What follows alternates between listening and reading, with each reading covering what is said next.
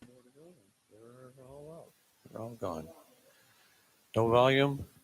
I'm using the same mic I was singing with. Bring that up for me. You still there yet? Ben, uh, set us on. Okay, well, I'll go with the pulpit link.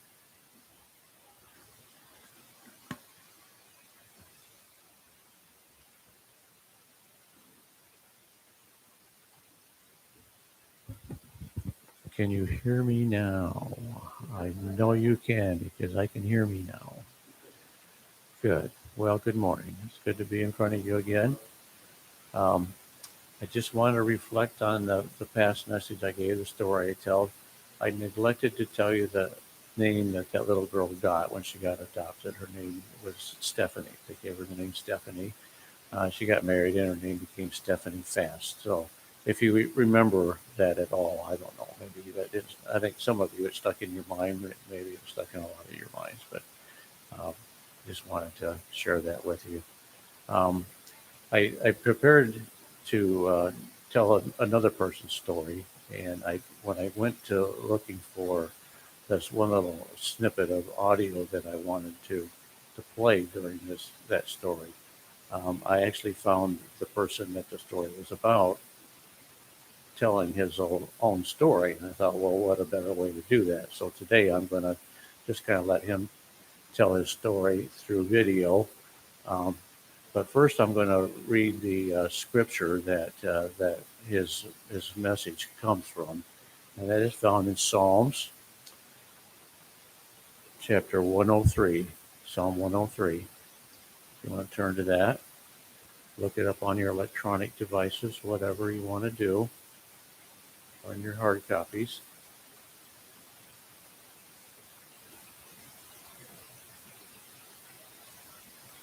Still got Denise over here looking for it.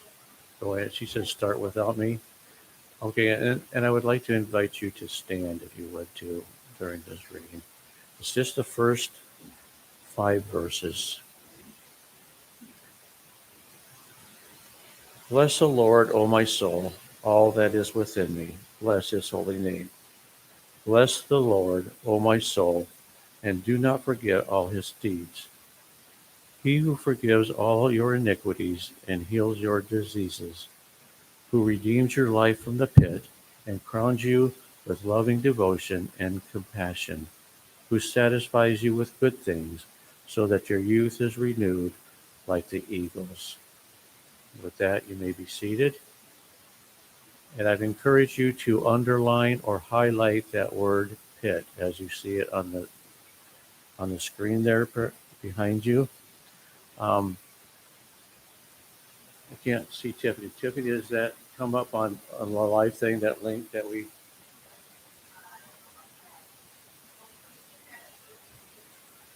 Okay, so okay, so things will work. I just wanted to make it available for those that may be watching online or watching this a future date to watch this video on their own devices because that would come through better for them. So it's Duane Miller's Miracle. You can find that on YouTube, and I just would like to share that with those that may be watching, or if some of you might want to watch this on a separate time, that would be good. Okay, so I think we're ready to go ahead and play the video now. It's one thing for God to touch somebody else, but when God touches you, I don't understand this right now. Because the first thought that comes to your mind, and it's the truth, I don't deserve this. And you don't. And that's what grace is about. Welcome to the Focus on the Family broadcast, helping families thrive.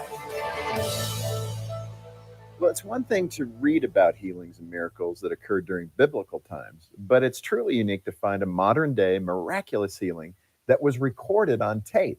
And today, you're going to witness that healing.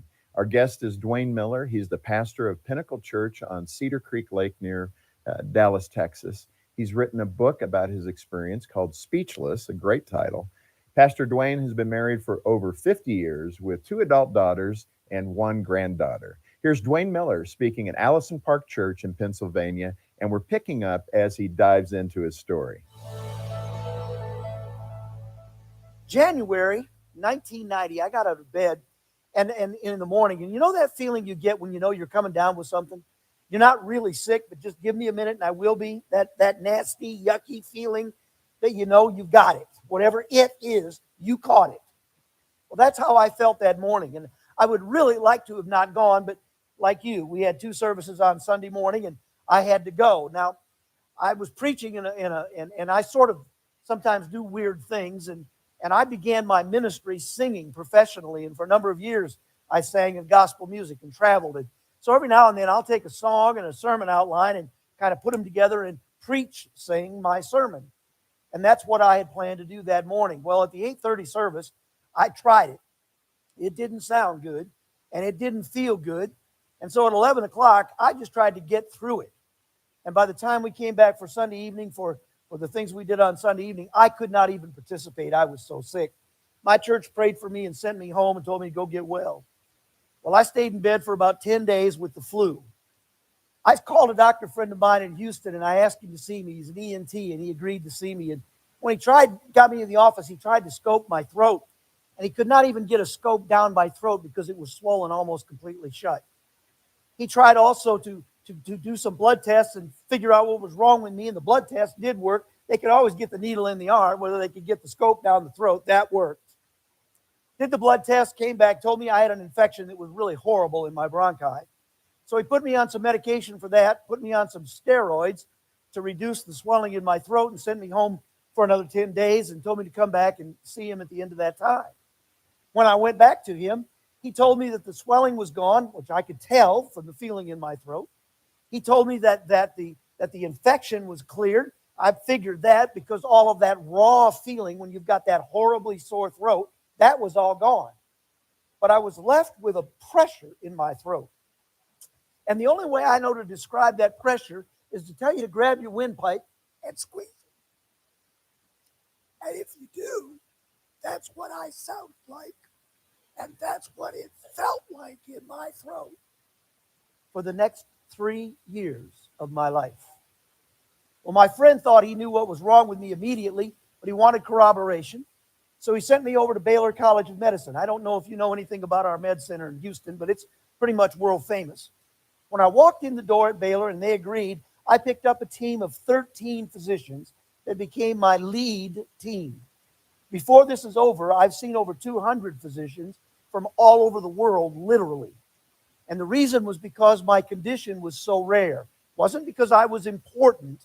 It was because I had something that nobody knew what to do with, and so I became the guinea pig.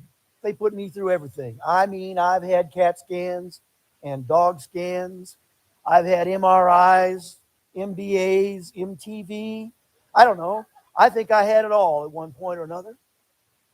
When we got all through with it, my physician came in one day and he looked at me and he said, Duane, I don't know what is wrong with you, but I can tell you what's not wrong with you. You don't have cancer.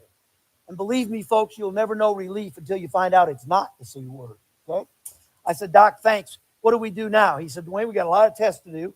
But he said, here's what I want you to do next. He said, I want you to take a leave of absence from your church. Well, I had come down with this condition in January. It's now May. I've been out of the pulpit for 5 months, essentially. And he's telling me he wants me to take a leave of absence. And I said, hey, I can arrange a couple of weeks. I'm sure, no problem. He said, no, I want you to take 6 months off. I said, you mean from now? And he said, from now. He said, and furthermore, I want you to leave town. I want your wife to leave with you. I want you to go someplace where you don't know anybody, because for the next 6 months, I want you to be totally silent. So we took 6 months. Joylene went with me, left town, stayed gone. Came back, it was November. Came back into Houston, went straight to the med center. Arranged to get there on a Friday afternoon for my appointment, straight into the doctor's office, sat down in the examining room.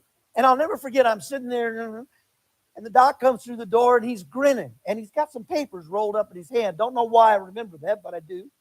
And he looked at me, and he said, all right, Duane, let's hear it. And I said, and voice was exactly the same as the day I'd walked out of his office 6 months before. That was not a surprise to me because I was still feeling the pressure all during that 6 months. It hadn't changed. So I wasn't surprised, but he did see my countenance fall. And he said again, he said, Duane, we've got a lot of testing, got a lot of things to do. Don't get discouraged. And I just remember kind of waving my hand at him. It started in January. Now it's November. And I just kind of said, Doc, I just need to ask one thing. He said, what? I said, am I ever going to get to preach again? And he looked at me and he was serious. And he said, Duane, that's a question I cannot answer. Because until we get a clear diagnosis of the problem, I can't begin treatment. And until I get you into a treatment program, I can't give you a prognosis for success. So at this point, I don't know. Here I was. Came time for me to preach. And I walked up to the pulpit. We had a microphone that came up like this. And I leaned into that microphone. As best I could, I croaked out what the doctors had told me the previous Friday, that there was no guarantee that I would ever preach again. And I said, look, gang, y'all have been more than fair with my family, with me. But you need a pastor. You need somebody that can be here. And now there's no guarantee that I'll ever do it again. And that morning I resigned. Truth. Scariest thing I've ever done in my life. Both of my daughters were students at Baylor University at that point. I didn't know how we were going to keep the kids in school. I didn't know what we were going to do to make a living. Listen, everything I have ever done to make a living has been connected to my ability to communicate. How are we going to stay alive? What are we going to do? But I felt in my soul, my integrity said, it's time to go. And so we resigned that morning. We moved back to the city of Houston. We went back to First Baptist Church, which is home for us at this point. Been there for so long. Went back to a Sunday school class that I had taught when I was on staff. Class was 300 to 400 people in the class. Now I'm just a member in the class, and I'm back there. Went through some time. I found a job. One of the guys in the church helped me out. He's a private investigator, and he said, Duane, I've got something you can do. And he put me to work for him as a private investigator. And here I am. Let me tell you something. Private investigator, pastor, about the only thing they have in common is the letter P. That's about it, okay? But it's not like what you've seen on television in the movie. It's not like that. He was actually working for the FDIC and for the FSLIC. He had a contract. And remember when the banking and the savings and loan crisis and all that was going on? Well, this was in part of that. And what was having to happen was every single loan in every single institution was having to be verified, that it had the collateral, that it was real, yada, yada, yada. And so he knew that I knew how to run records at the courthouse. I'd done land work for an oil company in times past, and I knew how to do that. So suddenly the church network, which I believe in, had found me a job. I didn't have to talk. I could go to the courthouse. I could write reports on a computer, and suddenly I was gainfully employed. My kids could stay in school. Well, I'm working as this private investigator, and I'm doing reports, and all the time doctors are trying to examine, figure out what's wrong with me. At one point, they thought I had MS. At one point, they thought I had a rare form of a disease, and I can't even say it, okay? My vocal cords wouldn't move. Generally, when that happens, it's because one or both have become paralyzed. And frankly, they can treat that with Botox. Ladies, it's more than wrinkles, okay? There's actual medical reason for Botox, all right? So they couldn't treat mine with Botox because they weren't paralyzed, they weren't rigid, they were limp. And they couldn't figure out what was causing them to not respond. They couldn't do anything about it. And that's why doctors from everywhere wanted to see me. I was the antithesis of what they treat. At one point, one of the physicians told me that I was 1 in a million of 1 in a million. The doctor's working with me, and I'm working, and everything's going along good until May of 1992. Now, 1 month before May, in April, been back in this Sunday school class for a couple of years as a member, and the teacher had to take some time off. Class comes back to me and said, hey, would you fill in? And I'm looking at them and saying, guys, I can't teach. It's too hard to understand me. And inside I'm going, please. And they said, you teach. We'll listen really carefully. Bless their hearts. They knew I needed to teach. It's not because I'm a great teacher that they wanted to hear. It's because they knew I was dying and my family loved me. That simple. So I went back to teaching. I couldn't use a microphone. Probably could have used this one now, but they didn't have these. What I finally wound up was getting a headset from Garth. What was his name? That's it. Yeah, I knew he was something like that. He's an up-and-comer. And his sound engineer, one of my buddies are buddies, and he sent me one of his headsets, and I would literally put the windscreen on my lips, and I would scream at it at the top of my lungs. When I would finish teaching for 45 minutes on Sunday morning, I literally, physically would be wringing wet from perspiration, all the way from my T-shirt all the way through my suit coat. I mean, literally, it was like I'd played an entire football game. That's what it was like for me. And it hurt like crazy. But I never told anybody, including my wife, about the pain. Because if I had ever told them, they'd have said, why don't you quit? And I wanted to do it as long as I could, because on the inside, my spirit was soaring, but my throat was sore. I'll put up with this to experience that. And I wanted to do it as long as I could. So I taught the class. That began in April of 92. May 92, that federal agency, from one day to the next, I just didn't get a fax. Called up the administrator and I said, hey, man, what's up? Did I do something wrong? Did I mess up a case? What's the problem here? We were just blowing and going. And by this time, I've got employees that I'm supporting. He said, oh, Duane, don't worry about it. We're doing a little reorganization. We'll get back to you shortly. I never heard from them again. That was the end of it. May 92. June 92, I get a letter from my group insurance carrier. They said, Duane, we have written to your physicians to ask them when you will be fully recovered. They now tell us that you probably will not recover.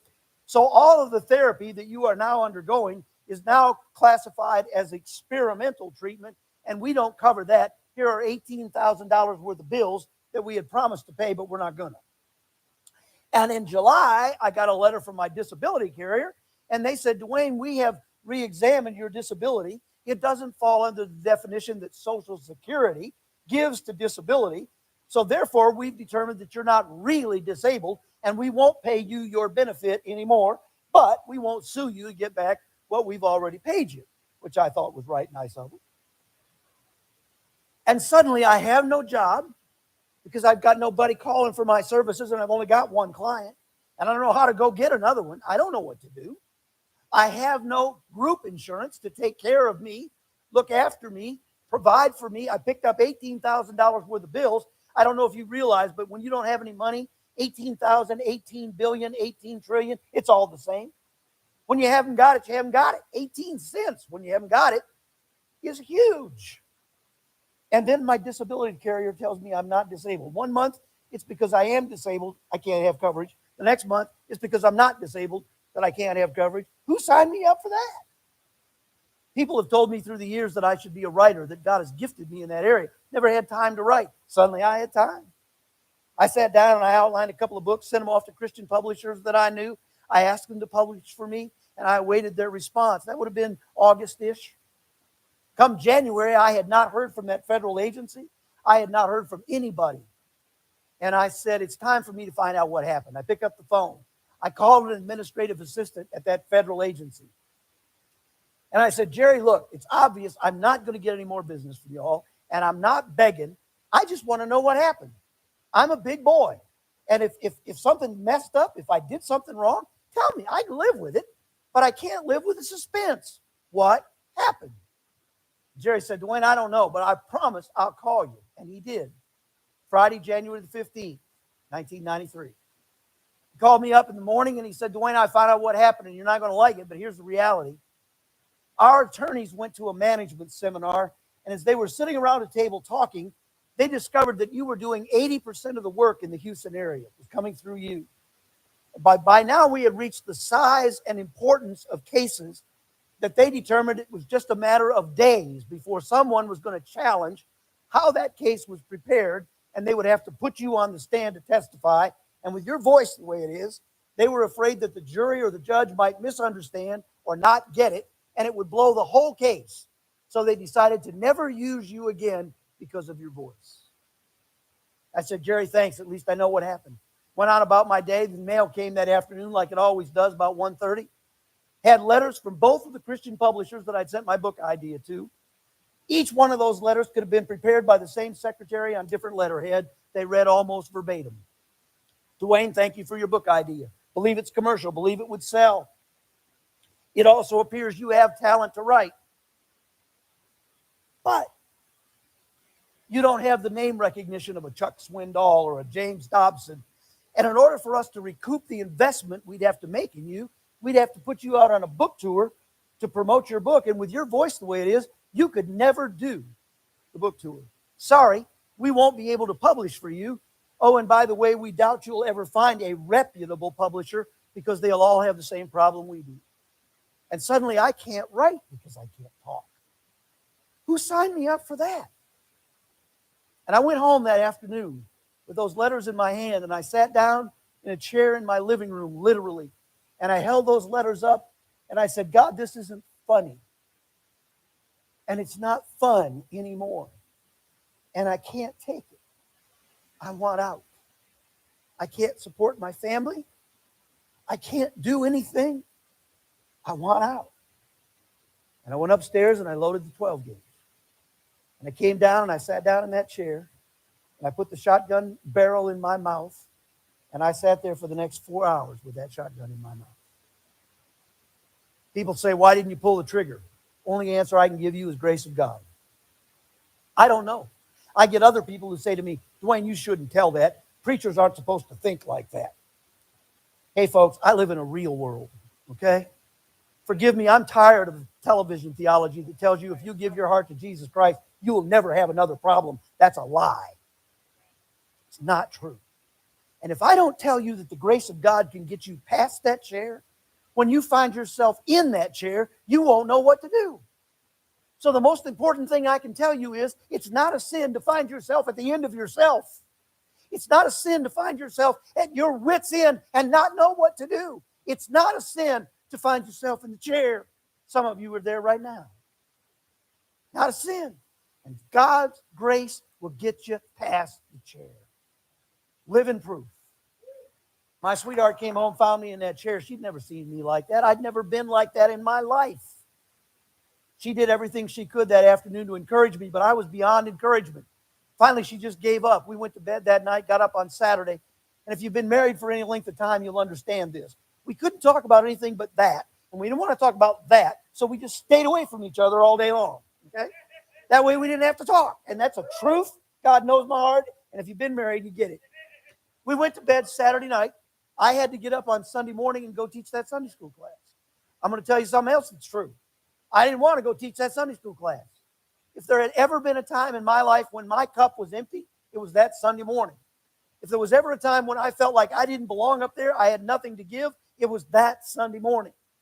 I tried to find somebody to fill in for me, take over that class on that Sunday. I did not want to be there.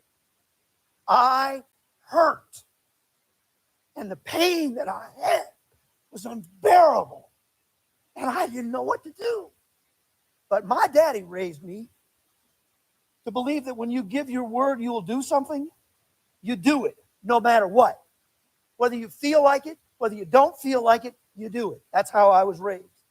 And I went to teach that Sunday school class that morning out of a pure sense of duty. God knows that's the truth. And the lesson that I taught that morning was what Southern Baptists used to call Bible book series material. So this lesson that I'm going to teach that morning went on the lesson plan 4 years before I got sick. Psalm 103. David's words. Bless the Lord, O my soul. All that is within me, bless his holy name. Bless the Lord, O my soul, and forget not all his benefits. Then he starts to list them. He forgives all my sin. And he heals all of my disease. And he redeems my life from the pit, the grave, destruction. And he crowns me with loving kindness, compassion. And he satisfies my mouth with good things, my desires, so that my youth is renewed like the eagle. And I started teaching through that outline, and I talked about the fact that he's forgiven all my sin.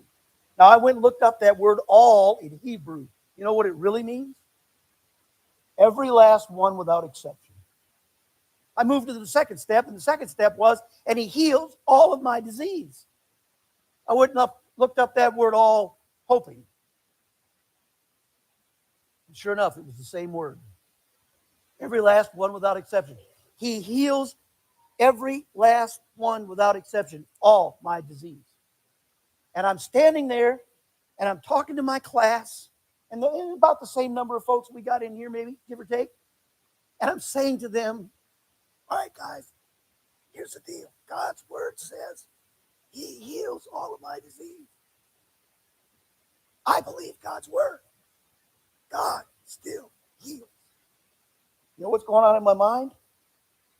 Why not me? God, I'm standing here telling your people what your word says, and I can barely croak it out. What kind of a testimony is that? And I move to the third point, and he redeems my life from the pit. Listen, I was in the pit. I don't know what I'd have taught about pits that morning, but I'd have been good on pits. I'd have had you in it with me shortly. But I never got to talk about the pit. Because just as I began to elaborate on that topic, God intervened in that room, and this is what he did instead. On the other hand, to say that, since we don't have anything after the book of Acts, that miracles ended at the book of Acts and they never happen again, is equally as wrong. Because you have put God in a box both ways, and he doesn't want to be in the box. So the psalmist says, I'm excited. Bless the Lord, O my soul. One of his benefits is he heals all of my diseases. And then in verse 4 he says, and he redeems my life from the pit. Now I like that verse just a whole lot. I have had, and you have had in times past, pit experiences. We've all had times when our life seemed to be in a pit, in a grave. Thank you, Jesus. And we didn't have an answer for the pit we find ourselves in.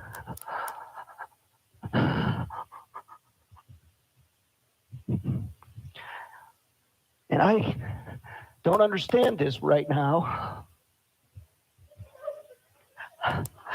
I'm a bit overwhelmed at the moment. Only for you.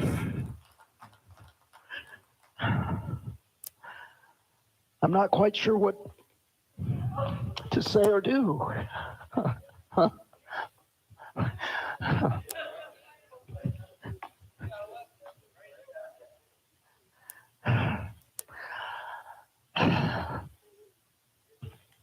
I'm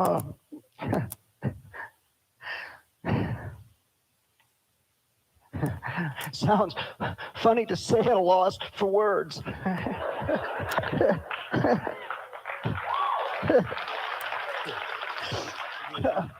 Let me tell you what happened right there. When I said you have had and I've had in times past pit experiences, on that word pit, that pressure that had been in my throat for 3 years let go. I have had and you have had in times past pit experiences. We've all had times when our life seemed to be in a pit, in a grave. It was nothing any more or any less dramatic than that, and it was gone. And it startled me. You can hear that. If you listen carefully, when I say a couple of words, you'll hear me pause and you'll hear me swallow. It's the first time I'd swallowed in 3 years without feeling like I was being choked. And when I said I don't understand this right now, that doesn't mean that I didn't understand healing. I just got through telling everybody, I believe God heals. But what was happening was it was happening to me. I don't understand this right now. Trust me, if God touches you, that's the least of the things you might say. I don't understand this right now. It's one thing for God to be in the Bible. It's one thing for God to be a philosophy. It's one thing for God to touch somebody else. But when God touches you, I don't understand this right now. Because the first thought that comes to your mind, and it's the truth, I don't deserve this. And you don't. And that's what grace is about. How? Called the doctor on Monday morning, got his receptionist. Now, my lead physician is the head of otolaryngology neurology at Baylor. Got his receptionist. I said, this is Duane Miller. His receptionist said, She'd never heard my voice. By the time I'd been referred to them, it was already gone. So she didn't know what my voice sounded like. I said, yeah, Renee, it really is. I said, I need to talk to Dr. David. She said, I'm sure he'll talk to you. Only time in my life I had a doctor on the phone in 15 seconds. Amazing. I said, Doc, I need to see you. He said, no, I need to see you. I went on Tuesday morning, and he had cleared his entire day just for me. We did all the tests. We did everything there was to do. We shot more video of my throat. At the end of that, doctor sat down with me. He said, you got to watch this. And believe me, folks, we've got enough video to do a 90-minute special, and I'm not kidding. And he looked at me, and he said, watch. And you can literally watch scar tissue grow in my throat. So like time-lapse photography, all the video that we had shot over that 3-year period, you watched all of that grow in my throat. He said, now watch this. And he played the video from that day. And the video from that morning shows that all that scar tissue was in my throat is gone. And my throat is as slick smooth as the day this whole entire ordeal began. Now, David Rosenfield is pointing at the screen, and he's got tears rolling down his cheeks. And he's saying to me, Duane, I could explain away your ability to speak. I could simply say that nerve tissue that was destroyed by that flu virus spontaneously regenerated, and nobody would argue with me because I'm the expert. And he wasn't being arrogant. He was telling the truth. He is. But he pointed to that screen, and he kept doing this, like this. He said, but I can't explain that. He said, what makes scar tissue is you can't get rid of it. It doesn't go away, and it's gone. I'm walking out of the doctor's office. He looked at me and he said, Duane, I just got to tell you one thing. I cannot find any evidence that you ever had a voice problem. Now, folks, I've got a small room worth of evidence of my voice problem. I can't find any evidence that you ever had a voice problem. And I walked out the door rejoicing. A few days later, I'd always ask God why. And all at once, God told me why. Folks, when Jesus comes, things are dramatically changed. And you can't explain it. One day, I'm going to stand before the Father. And he's going to look at me, and he's going to say, Duane, I can't find any evidence that you ever had a sin problem. Because you see, folks, scar tissue is to the body what sin is to the soul. You can't get rid of it. Now, I've got a scar right here. I can cover it up so you'll never see it. It doesn't keep me from doing anything with that hand that I want to do, but I'm going to die with that scar. That's sin. You can cover it up so nobody can see it. It may not keep you from doing anything you want to do in this life, but you're going to die with it. When Jesus comes, it's gone. Ladies and gentlemen, all I am is an object lesson of what it means to be forgiven. God did something concrete to demonstrate an abstract principle, forgiveness. And I want you to understand tonight that my entire life is dedicated to bringing that news to people who need to know Jesus Christ. It's real. His forgiveness is real. His healing is real. All the things that God promises, they're all real. And they're all available to you. Wow, it is so good. And I want to add one thought to Duane's powerful message.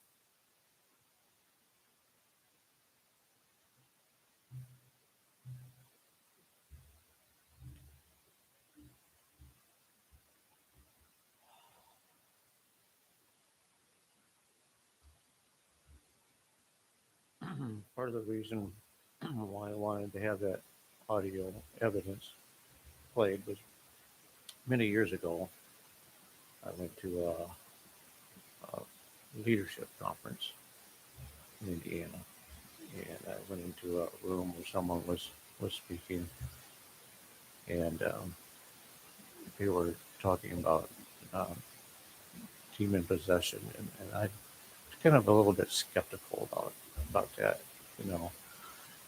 But when they played a radio interview they did take, where someone talked to a gal that was possessed with a demon, and I heard that transition between when the possession was there and her voice when it came out, I realized how dramatically it changed my perspective in believing that that type of thing can happen.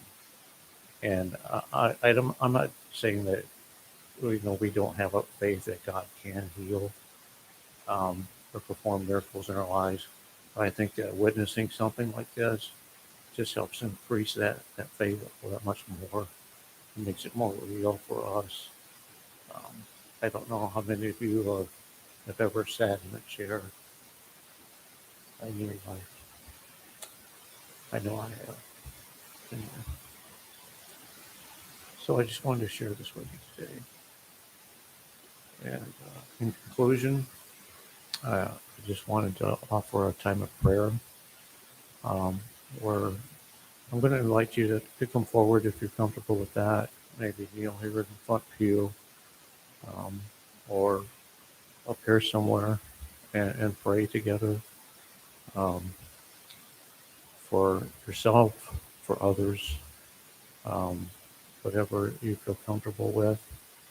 Or if you're able, just turn around and kneel right where you're at. That would be all right too. I also wanted to see if we had an update on David Allen. Does anyone know any more about him?